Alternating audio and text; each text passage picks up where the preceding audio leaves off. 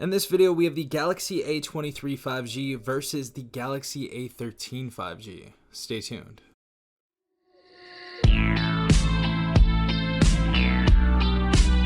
Alright everyone, hopefully you guys are having a good day. Hopefully everyone is safe out there. So we have the Galaxy A23 5G on the left side, and we have the Galaxy A13 5G on the right side. Now, as you guys know, the A13 5G did actually release earlier this year. I released my review on it, I believe in February, so about 7 months ago now. The Galaxy A23 5G actually released just a week ago, and we're going to be going over the price, the specifications, and my experience with both of these devices and tell you which one is more worth it or which one you should buy really. But let's go ahead and get into this. So first and foremost, we're going to talk about the prices of these devices. Now, we're going to be going off of factory unlocked devices.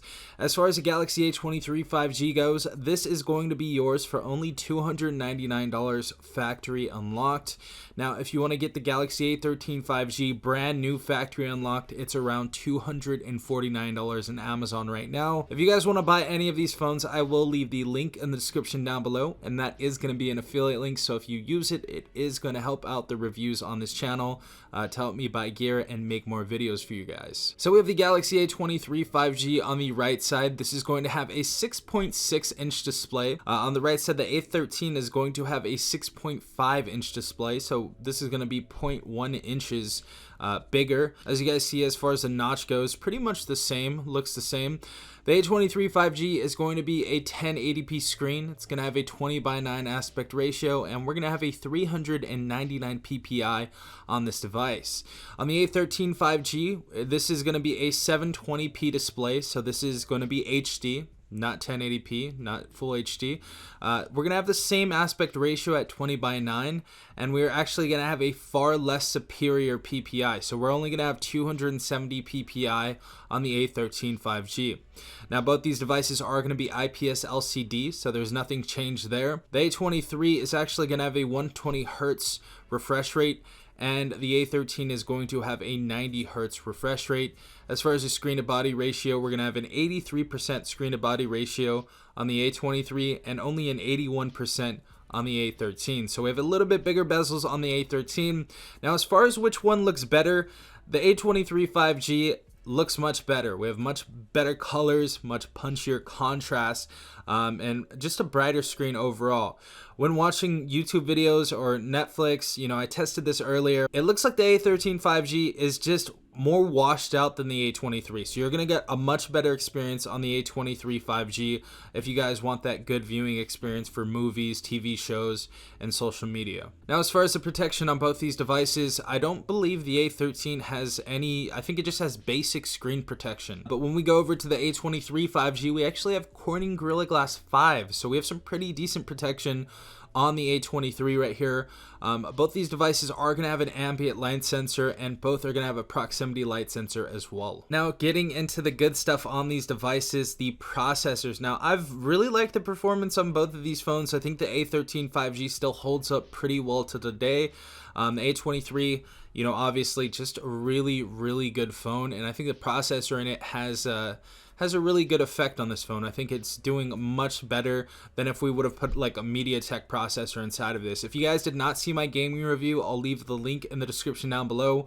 But this can run pretty much everything. We ran even Genshin Impact on this. So we ran it, I think, even at like 60 frames per second or some. Looked beautiful, and it played pretty decently as well. But as far as the processors in here, the Galaxy A23 5G is going to have a Snapdragon 695 5G processor compared to the A13 5G, which has a MediaTek Dimensity 700. The A23 5G is going to have an Adreno 619 for the GPU.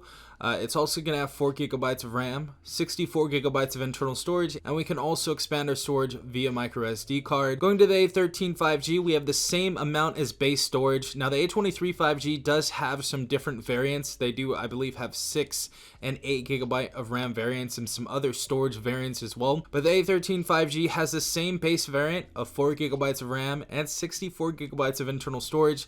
but it is running that MediaTek Dimensity 700, so it is going to run worse than the A23 5G. This does have expandable storage, however, as well, and both of these devices are actually running at Android 12. So we get Android 12 out of the box on the A23 5G. If you are buying the A13 5G from, some carrier, or maybe, Samsung website, or even Amazon, you are going to update it from Android 11 to 12. Now, as far as the A23 5G, I believe we're going to get 13 and 14. Not 100% sure. We're going to give you some other info on that. They didn't really talk about how much operating system update support they do have on the A23, but I will figure that out. We're going to go ahead and talk about that in the full review and some other videos in the future. But this is getting Android 12 straight out of the box. Both these devices, surprisingly, however, have a 5,000 milliamp battery. Obviously, both of them are non-user replaceable, so you cannot replace them. Both have fast charging. The A23 5G is rated at a wired charge of 25 watts. So really awesome right there. Both these devices do not come with a charger, so you will have to actually buy that charger. It does come with a data cable, USB Type-C to Type-C with both of them, but this has a wired charge of 25 watts, which is really good, and this one has about 10 watts less at 15 watts for a wired charge, so we get a faster charging experience on the A23 5G. Now, getting into the cameras on these devices, first and foremost, going over to the A23 5G, we just did a little camera review on this, so definitely go ahead and check that out. This was actually before this video, so go ahead and check that out. But this is going to have a quad camera setup. We're going to have a 50 megapixel PDAF camera for our main camera. Our secondary is going to be a 5 megapixel ultra wide. Our third is going to be a 2 megapixel macro, and our fourth is going to be a 2 megapixel depth information camera. Now going over to the A13 5G, as you guys see, we only have a triple camera setup. The first one is going to be, again, a 50 megapixel PDAF camera. Our secondary is going to be a macro, a 2 megapixel macro. And our third is going to be a 2 megapixel depth information camera. And if we actually go inside of the camera right here, we'll actually go inside of here.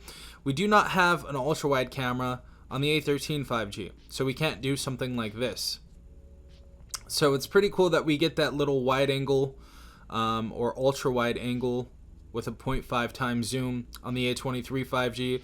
Say you guys are taking, pictures of something that's close up, you want it a little bit farther, you want to take a picture of like a skyscraper, or you want to just take a picture of a huge group of friends or something like that, the A23 5G is going to do you much better than the A13 5G. Both can record in 1080p at 30 frames per second with the front and rear facing camera. As far as the megapixels rated on the A23 5G, we have 8 megapixels, and on the A13 5G with the front facing camera, we only have 5 megapixels. Now, as far as the designs of the phone, I would say both these designs are very, very recycled, and I think Samsung should definitely update the designs of their A series devices very soon. But I would say the better design goes to the A23 5G. It just looks a little bit more modern, a little bit more premium. This is extremely minimalistic, and I think it looks okay for what it is, especially if you put a nice skin or a case on it or something like that. But both these devices are going to be made completely out of plastic, so back is plastic, frame is plastic. However, the A23 5G is going to be, I believe, about 2 grams more. So we're going to be 197 grams on the A23 5G compared to the A13 5G. And honestly, I can't really tell.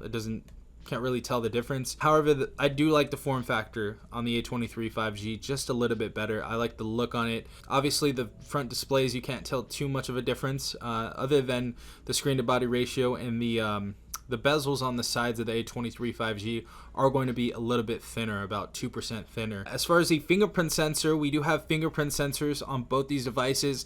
I would say the A23 5G does have a faster unlocking, and that's probably just because it is a newer phone with newer software and all of that straight out of the box. But both of these have a pretty good and accurate fingerprint sensor on the side right there. And I always love that they have the side fingerprint sensor that doubles as the power button. That's always one of my favorites. And as far as the colors of these devices, the A13 5G only comes in black as far as the United States goes. So the unlocked variants for the A13, we just have black. The A23 5G, however, we do have black, we have white, we actually have peach now, which is a newer color. I haven't seen that on a ton of phones. and we have blue as well. Both devices are going to have 5G. Both devices are going to have NFC. Both devices are going to have a 3.5mm headphone jack, so love to see it. And both devices are going to have, obviously, the speaker at the bottom of the phone. So none will have a dual speaker. We're just going to have that mono speaker at the bottom. I would say the Galaxy A23 5G does have a more crisp and louder speaker though. But the A13 5G is definitely no slouch with the speaker. It still gets pretty loud, especially for the price tag, and they've been doing such a good job with these A-series devices that honestly, I feel that anybody will be happy with the speakers on both these devices. But there you go. If you guys want something a little bit cheaper, go with the Galaxy A13 5G, around $249. The A23 5G, we have this device for $299. As far as who I thought win, I think it obviously goes to the A23 5G. We have that faster charging at 25 watts. We have the slimmer bezels on this. We have the better camera on this phone as well. We also have the better display on this, which is probably the biggest reason to go with the A23 5G over the A13. If there are any other reasons which phone you would take over the other, let me know in the comments section down below. But I would say the winner is the Galaxy A23 5G.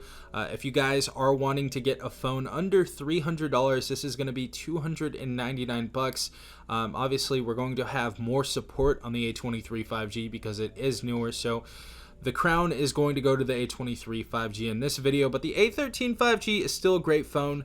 I definitely want to do the A13 in 2022 video. We're going to talk about that later on in this channel. But hopefully you guys did enjoy this video. Hopefully it gave you a little bit of value on which phone you guys are going to get next.